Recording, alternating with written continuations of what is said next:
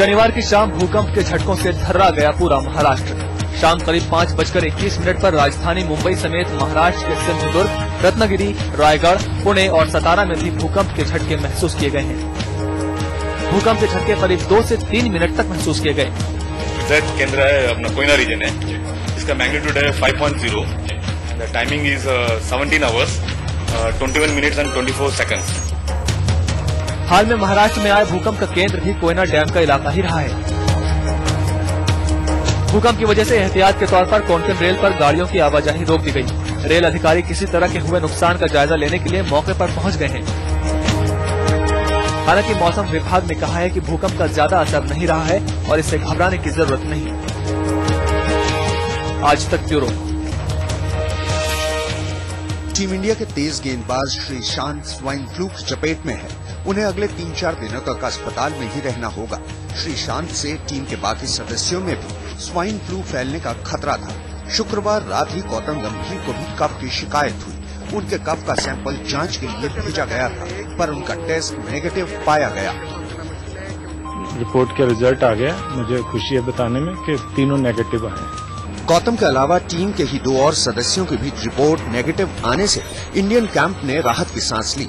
Team manager Mayank Pareek को बीती रात कफ और सरदर्द की शिकायत हुई थी।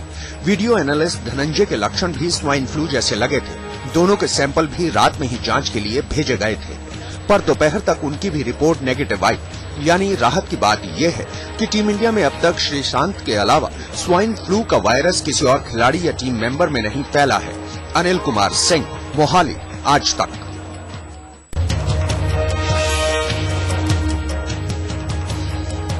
राजधानी दिल्ली में स्वाइन फ्लू तेजी से फैल रहा है। डॉक्टरों को आशंका है कि स्वाइन फ्लू के वायरस ने अपना स्वरूप बदल लिया है और ये पहले से कहीं ज्यादा खतरनाक हो गया है। आंकड़े भी स्वाइन फ्लू के बढ़ते खतरे की तस्दीक कर रहे हैं। राजधानी में पिछले 1 हफ्ते से 1100 से ज्यादा लोग स्वाइन फ्लू का शिकार हो चुके हैं, जिनमें से करीब 200 केस पिछले 24 घंटे में दर्ज किए गए हैं। पूरे देश के 60% से ज्यादा मामले दिल्ली में आए हैं। इससे भी खतरनाक ये कि इस बार स्वाइन फ्लू के मरीजों ने कभी विदेश यात्रा नहीं की और न ही इनके घर कोई विदेशी मेहमान आया है।